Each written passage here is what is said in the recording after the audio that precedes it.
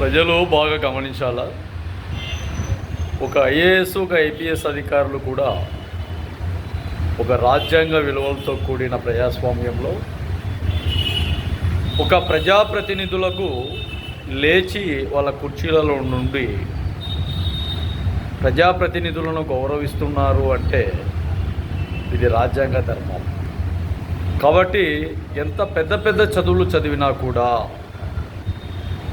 రాజకీయం అనే ఒక మూలంలో ఎటువంటి వ్యక్తి కూడా ఒక నాయకత్వానికి ప్రాధాన్యత ఇస్తున్నారు అంటే ఆ నాయకత్వంలో చాలా బలం ఉందని అర్థం.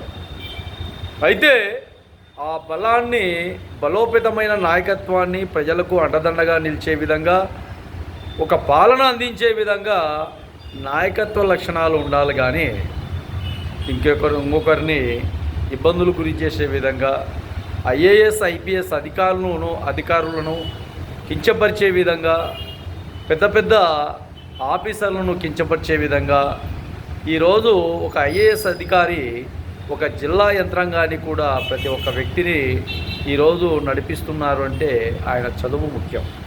కాబట్టి ప్రజాప్రతినిధులు ఎక్కడ కూడా ఎవరిని కూడా అవమానించకండి. కానీ రాజకీయం బలమే.